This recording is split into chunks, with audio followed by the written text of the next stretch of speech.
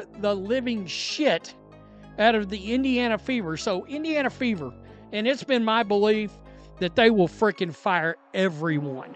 And I do believe this. So if you're a Fever fan and you're hoping they'll keep Caitlin Clark, it's my belief that when push comes to shove, there's no way they can let her get away. They will fire everybody and start over. That's my belief. I cannot imagine the level of fumbling the bag that would have to be done. The Indiana Fever are spiraling, and it's getting harder to pretend otherwise. This franchise looks like it's one loss away from hitting the panic button with both hands. And here's the truth. If things keep slipping, they're firing everyone before they ever let Caitlin Clark walk. There's no universe where they fumble the only player who's injected life, relevance, and millions of dollars into the entire WNBA. Meanwhile, companies like Gatorade are trying to ride Caitlin's wave without realizing she's the one generating the tsunami. And the Fever front office, somehow caught off guard by the reality fans, have been screaming, "Mishandle Caitlin, and you lose everything." Clark meant to the WNBA? Everything. She's changed the dynamic and history forever for women. I see a lot of young girls here today, and I see how inspired they are, and she's even gotten me back into basketball. I think she has brought attention. She did it for us. We had never watched, and we have become big fans. I don't think her contributions have been extreme as what people think they are. I think the league in itself has been getting better, and that's really what we should be focusing on. I think she's brought a lot of attention to the WNBA, and it's needed. I think it's great. I actually grew up watching the WNBA, so it's really exciting to see a resurgence. She meant everything. I never watched it before. Caitlin Clark didn't just arrive. She detonated. Ratings, merch sales, attendance, national buzz. Fans who couldn't name 3 WNBA teams a year ago now know Indiana's entire roster because of her. She's transformed the league from a niche product into must-see entertainment. You can hear in the crowd interviews.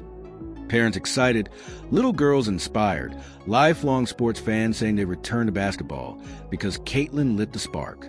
Sure, not everyone thinks she's the entire reason for the WNBA's growth. But even the skeptics admit her impact is massive. And that's why what happens next matters. And there's enough votes here. This is a good test to see how bad this would be. Swag put this out, and it's starting to make the rounds. I voted. Okay, Fever fans, answer this. If Caitlin leaves Fever, would you still support the Fever? We got 1,145 votes here. Nope, my bags are packed is far and away leading. Because now, things have shifted from praise to warning. One fan said out loud, "If she leaves the Fever, I'm gone too." Not a whisper, a promise, and it's becoming a chorus. Caitlin Clark is the Indiana Fever brand right now.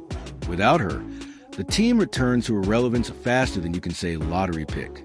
Indiana better start prepping a custody case, because half their fan base is staying with Caitlin in the divorce. We're letting her cook.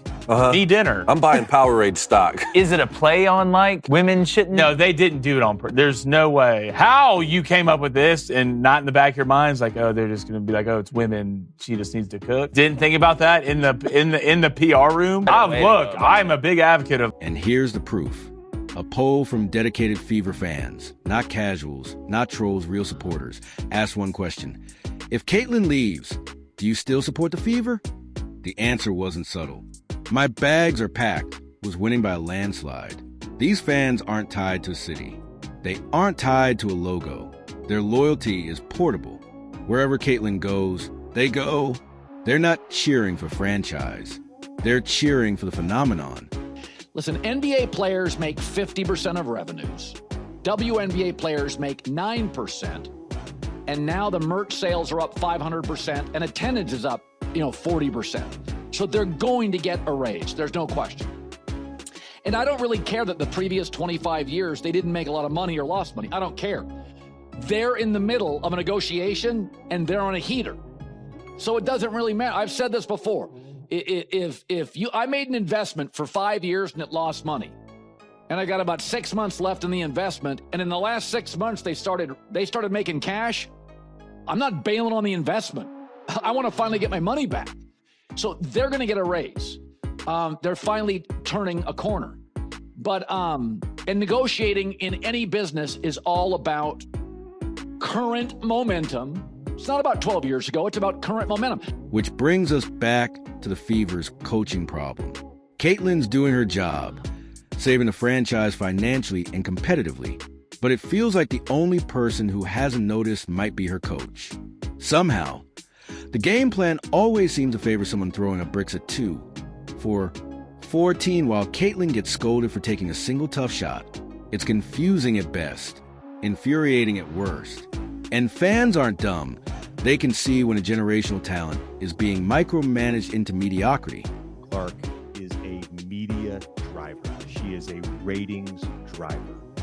Think about the NBA post Magic and Larry, the NBA post Michael Jordan, tennis post Serena Williams, golf post Tiger Woods, right? There are certain athletes that drive the sport more than others. And that's not to take away from anyone else drafted tonight. That's not to take away from the other incredible superstars in the WNBA right now. Meanwhile, the league is having a financial renaissance. Attendance up 40%, merch sales up 500%, revenue climbing. They're finally making money. The players are going to get paid in the next CBA. And Caitlyn is the reason that leverage exists. She didn't just boost the Fever. She boosted the WNBA. Her presence is worth millions. Yet somehow the Fever treat her like a luxury add-on instead of the engine driving the entire operation. 23. I'm going to pass on that question, actually.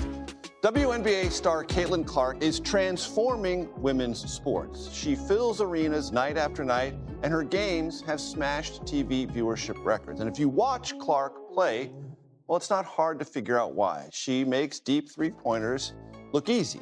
And like all stars, wants the ball when the game is on the line. It's wild watching the post-game pressers.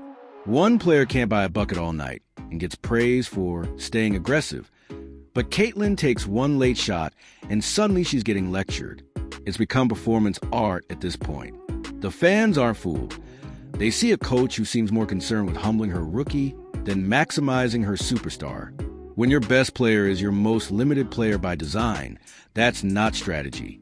That's sabotage. Female bird. She had Van Slugenhagen on her. She was like, I'm offended that y'all have white defensive players guarding me, and she put her in the torture chamber. You should have known from her little face that she didn't want this matchup from the beginning. Caitlyn reminds me of what Dame does. If anybody ever noticed, her first shot always a 3. First quarter, second quarter, third. She sets the distance on her first shot, so you have to guard her there. Now she can do whatever she wants to do. She's playing a chess game. That's what Dame does. He starts his game off. He's going to shoot a deep-ass 3 to... Stars like Magic Johnson, Serena Williams, Tiger Woods, they change their sports forever. Caitlyn Clark is doing that right now. She's a rare athlete who brings in people who never watched before. She's not just a player.